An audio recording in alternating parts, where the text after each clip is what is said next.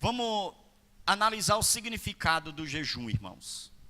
Bom, não é novidade para ninguém que jejuar significa abrir mão de certos alimentos para cumprir alguma meta, finalidade ou propósito certo. Então, o jejum é a abstinência de alguns alimentos ou todos os alimentos, né, em prol, né, de uma causa perante o Senhor. E essa causa tem que ser espiritual. Amém, irmãos? Mas o que muitos ainda não compreendem é que a prática de jejuar é uma abnegação, né? Abnegar é negar-se de algo. Diga comigo, abnegar. Negar algo. Amém, irmãos? Renunciar ou submeter-se a algo por alguma motivação. Logo, jejum é mais do que parar de comer por algumas horas, e sim abster-se de algo que faz parte, né, da nossa vida, algo que você goste ou de extrema necessidade para alcançar determinado objetivo. Como é feito um jejum que agrada a Deus? Nós acabamos de ler um texto que o Senhor fala como que nós devemos fazer o jejum. Não pode ser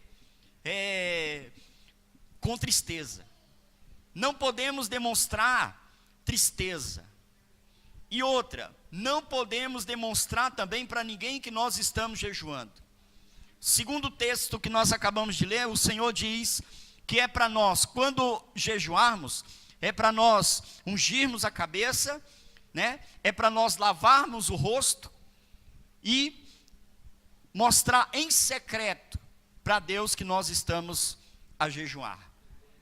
E não ficar falando, demonstrando, porque o próprio Senhor, Ele diz dentro do texto que os hipócritas faziam assim, demonstrando que estavam jejuando, demonstrando, né, que estavam em santidade, né, mostrando santidade para o povo. Deus não quer isso.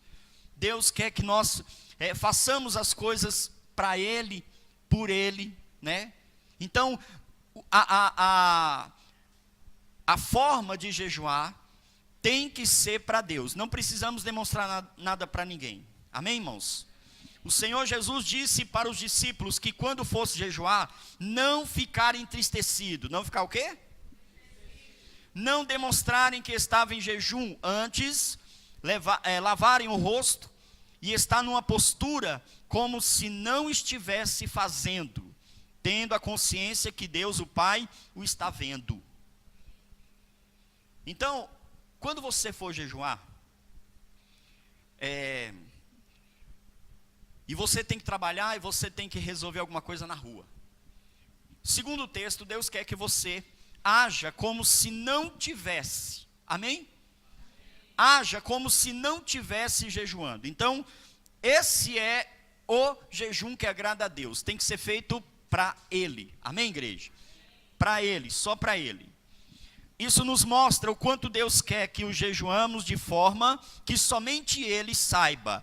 E o façamos de total integridade, oferta e de coração. Independente do motivo que se faça, o jejum é algo espiritual, que deve ser tratado com reverência, com fé, que o propósito será alcançado. Muitas pessoas, ainda nos tempos de hoje, duvida, né, de como fazer o jejum, ou não sabe como jejuar, de que maneira jejuar. Irmãos, e o jejum, ele tem de duas formas, total e parcial. Somente essas duas formas. Mas todas as duas têm que ser tratadas de uma forma íntegra. Tem que ser tratada de uma forma de fé. Você tem que fazer, e você tem que fazer com seriedade, com santidade, vigiando em todo o tempo, porque todas as vezes que você colocar o seu coração para jejuar, o inimigo sabe. O inimigo sabendo, ele vai criar situações para fazer você quebrar.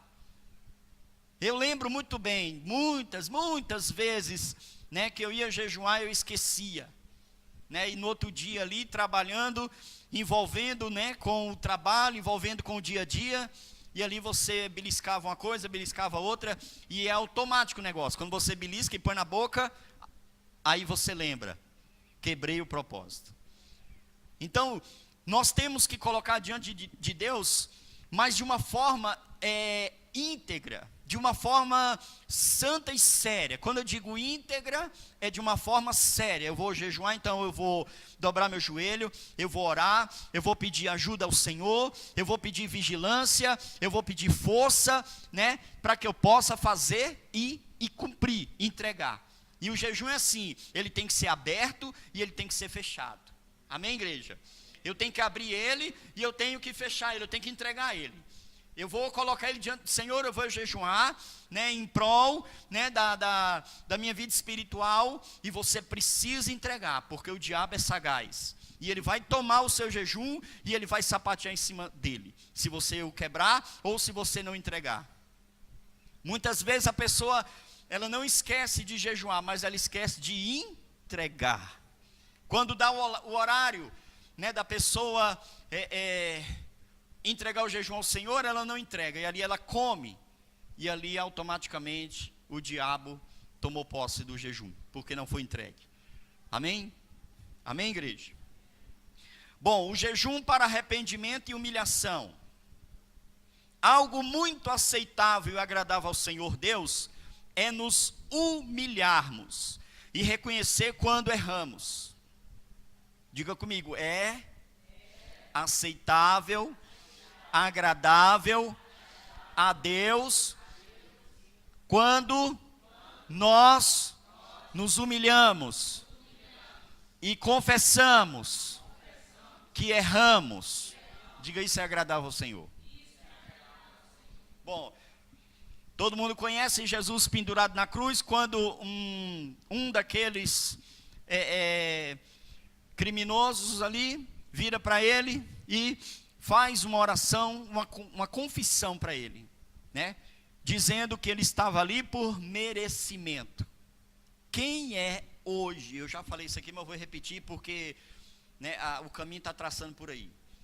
Quem é hoje que faz uma oração ao Senhor dizendo: Senhor, eu passei por isso, mas é mérito, né, erro meu, eu assumo que eu errei, eu estou sofrendo a consequência por causa de um erro. 90% ou 98%, né, dos cristãos não se humilha para Deus dessa maneira, não confessa a Deus dessa maneira, né, o erro.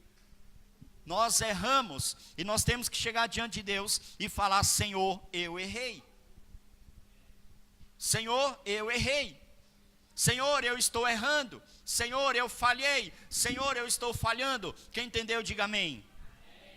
Então é algo muito aceitável e agradável ao Senhor quando nós nos humilhamos e quando nós confessamos ou reconhecemos que nós estamos errados. Está entendendo isso? Davi, quando pecou, ele entrou em jejum para que o Senhor o perdoasse. O que eu falei?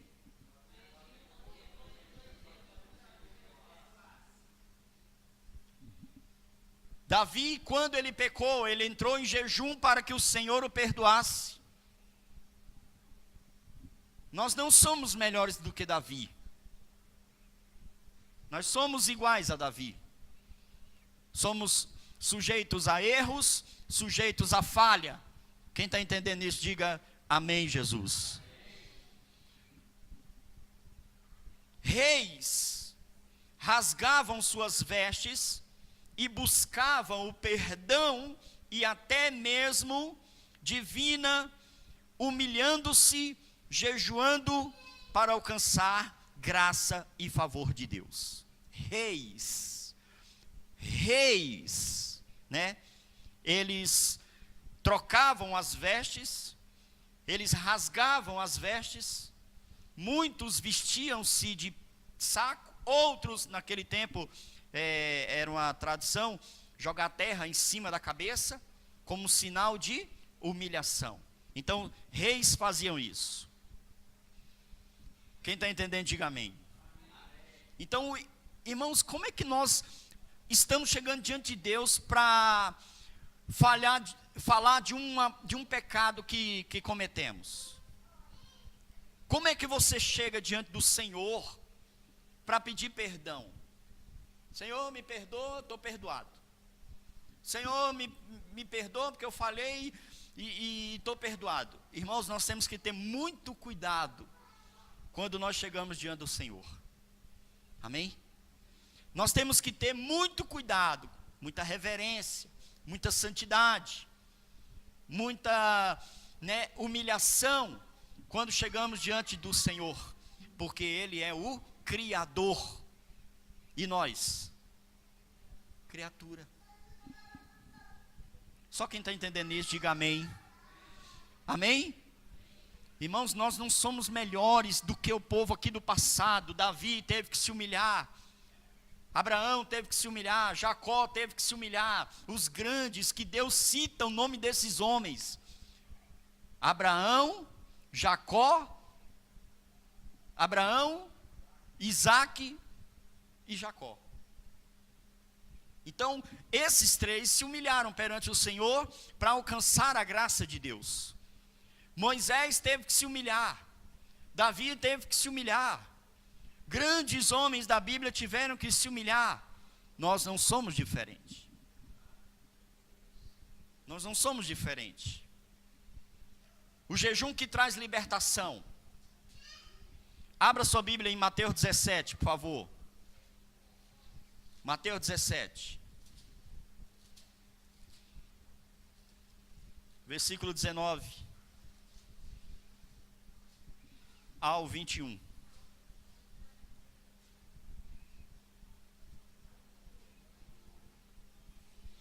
Mateus 17, capítulo 17, verso 19 ao 21. Então os discípulos, aproximando-se de Jesus, perguntaram em particular: por que motivo não podemos nós expulsá-lo? E ele lhes respondeu: por causa da pequenez da vossa fé.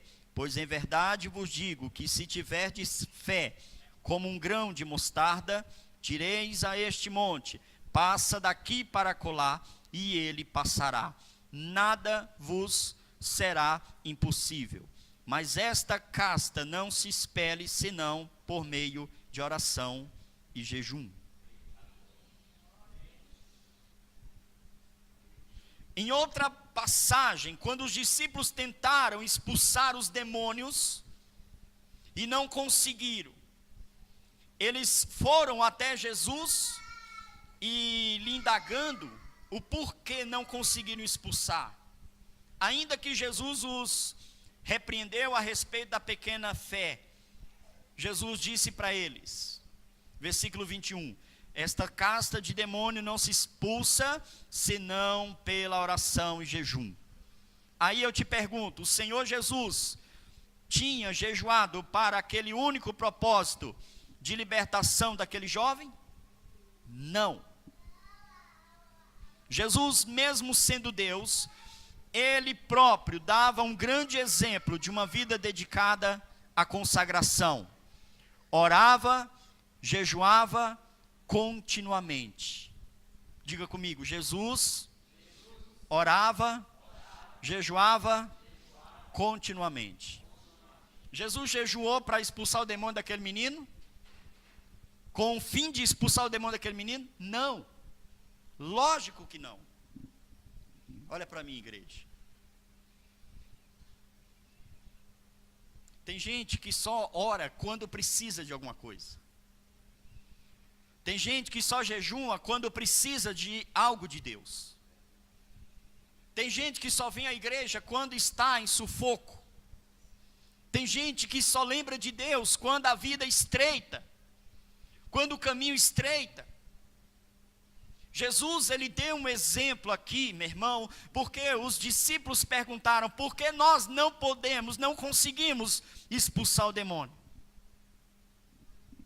Olha para mim, igreja.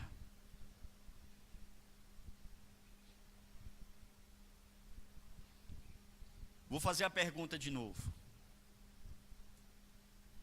O Senhor Jesus tinha jejuado para aquele único propósito de libertação daquele jovem? Não, ele orava continuamente, ele jejuava continuamente. Então qualquer dia, hora que precisasse, Jesus estava pronto, porque ele era de oração, era de jejum. E o que ele está ensinando para nós? Por que o crente um dia está bem, um dia está ruim, um dia está bem, um dia está ruim? Porque ele não é de propósito, ele não é de oração, ele não é de jejum. Só faz isso quando a coisa estreita. Diga para quem está do seu lado, diga, vamos mudar nossos hábitos?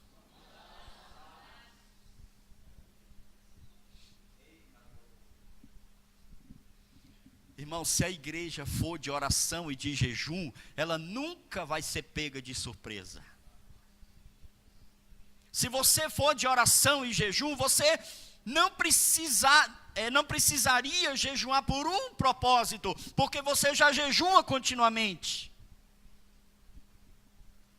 Amém? Mas a gente coloca um propósito para poder fazer. Sabe aquela pessoa que não gosta de beber água? Ela tem que comer um pedaço de doce para beber água? Você é assim? Eu era assim. Para jejuar tem que ter um motivo, porque ele não gosta de jejuar. Para orar tem que ter um propósito, porque ele não gosta de orar. Para buscar Deus ele tem que ter um motivo, porque ele não gosta de buscar Deus. Para ir para a igreja ele tem que ter um motivo, porque ele não gosta de ir. Lembrar de Deus tem que acontecer alguma coisa, porque ele não é de lembrar de Deus. O dia é corrido, o tempo é pouco, é 24 horas, então a coisa é, ligeira, o tempo passa. E é isso que Jesus está dizendo quando nós estamos falando o jejum que traz libertação. Qual é o jejum que traz libertação? É o jejum constante. Independentemente se eu quero ou não quero alguma coisa, eu jejum 3 vezes por semana, eu oro todos os dias. Quanto tempo? Eu oro 1 hora, meia hora, 2 horas, 3 horas, eu oro de madrugada, eu oro de manhã, eu oro de tarde, eu oro de noite. Independentemente se eu tenho algo a pedir a Deus, eu sou de oração e de jejum. Igreja, vamos jejuar essa semana porque a coisa está estreita. Então quer dizer, quando a coisa enlarguecer, acabou o jejum.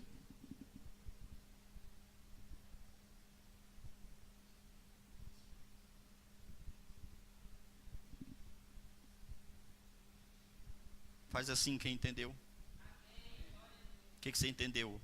Pastor, eu entendi que eu não preciso esperar a minha vida padecer para eu começar a jejuar e orar, e ter uma vida de oração e de jejum.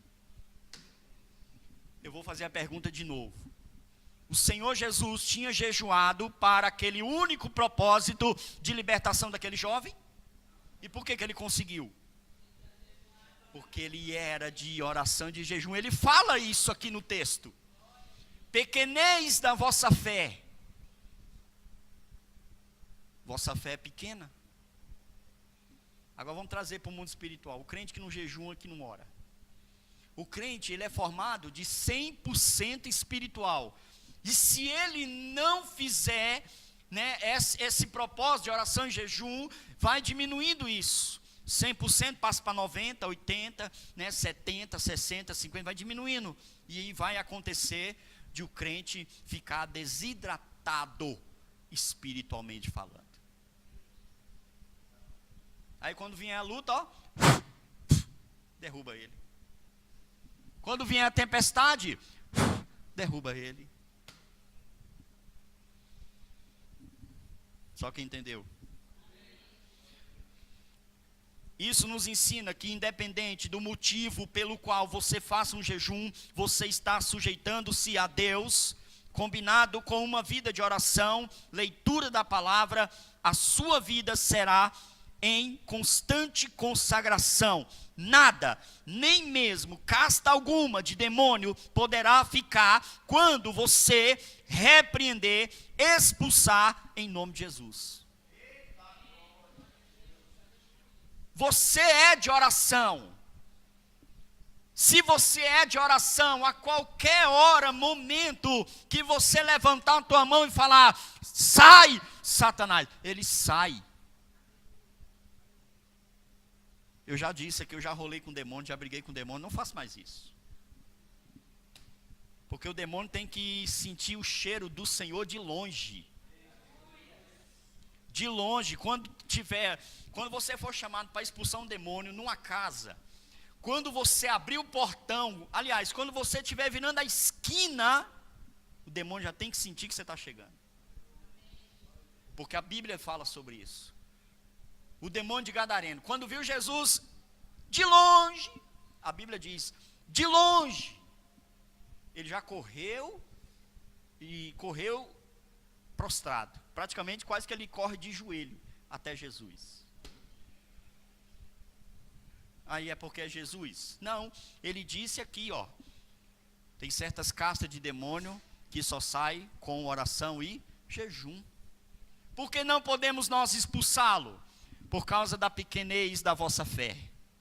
O nome de Jesus por si só tem poder para expulsar demônios, curar e libertar. O que eu falei?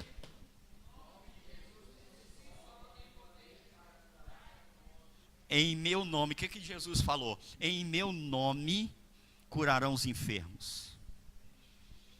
Em meu nome expulsarão os demônios. O nome de Jesus por si só tem poder para expulsar demônios, curar e libertar. Mas o mundo espiritual sabe e conhece por quem estão vindo estas ordens. Se não for uma pessoa com uma vida de consagração, oração, jejum, leitura da palavra, pode passar sérios problemas, como no caso dos filhos de Seva, judeu principal dos sacerdotes. Abra sua Bíblia em Atos 19.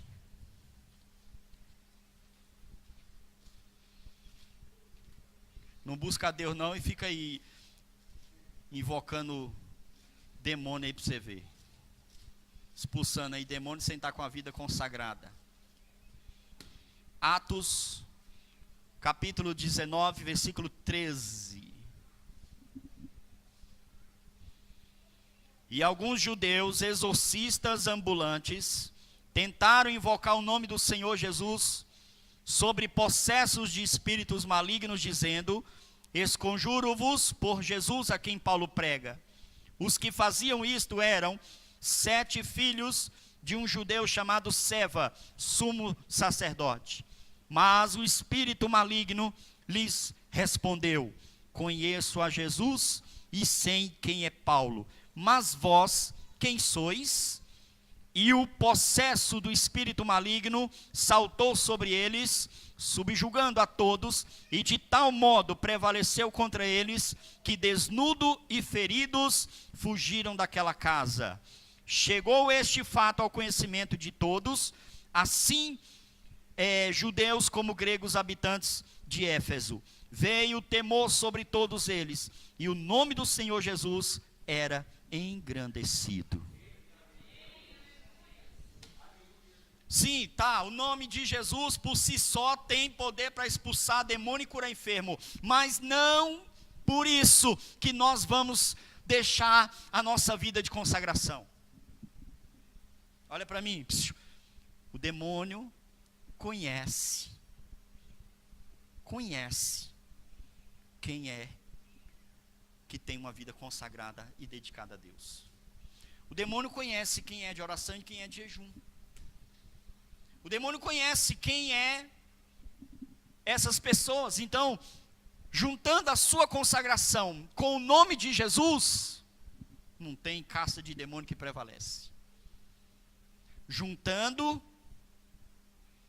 a sua consagração e o nome dele. Aí vieram os engraçadinhos aqui, dizendo a Bíblia que eram uns exorcistas. Diga comigo assim: quem invoca o nome do Senhor, sem ser dele, sem estar consagrado, é um exorcista. O que significa um exorcista? Aquele que acredita no que ele está invocando. Por isso que o exorcista aqui disse, esconjuro-te a Jesus a quem Paulo prega. Quer dizer, ele estava confiando naquele nome, porque ele viu o que Paulo fazia. Mas, o que aqueles filhos de Seva não sabiam, era que Paulo tinha consagrado ele. Que Paulo tinha entregado a sua vida para aquele nome que eles estavam ouvindo. Paulo tinha, abrido mão da vida dele, tinha deixado de ser quem ele era, perseguidor, maltratava, os cristãos. Ele renunciou. O que os filhos de Seva não sabiam era que Paulo renunciou a sua vida para viver a vida daqueles que eles ouviram falar o nome Jesus.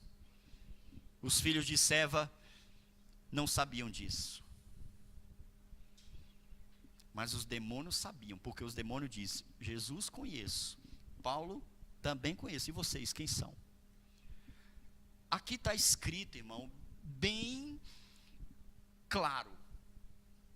Quem não tiver uma vida de oração, de jejum, consagrada a Deus, o demônio não te respeita. O demônio não está nem aí para tu. Se tu é pastor, se tu é tocador, se tu é cantador, se você é obreiro, se você é bispo, missionário, padre, sacerdote, o diabo não está nem aí para o título que você tem. Não está nem aí. Agora, seja uma pessoa de consagração. Começa a mudar o ritmo da sua vida. Quando tentaram expulsar pessoas possessas por espíritos malignos, levaram uma corça. É o que nós lemos no versículo 16 e versículo 15 e versículo 16. Mas o espírito maligno lhe respondeu: conheço Jesus, sei quem é Paulo, mas vós, quem sois? E o possesso do espírito maligno saltou sobre eles, subjugando a todos, e de tal modo prevaleceu contra eles, que desnudo e feridos fugiram daquela casa. O demônio rasgou a roupa deles todinho e arranhou eles todo. Diz a Bíblia aqui, e eu creio na palavra, que eles saíram daquela casa nus e feridos, e não só isso, envergonhados, que é pior ainda. Viva uma vida de consagração. Viva o quê? Ore. Busque jejum sempre com sabedoria e entendimento. Busque jejuar com sabedoria e entendimento do que você está fazendo. Não murmure. Se está com fome ou se está difícil, com certeza, se assim fizer, Deus se agradará do seu jejum.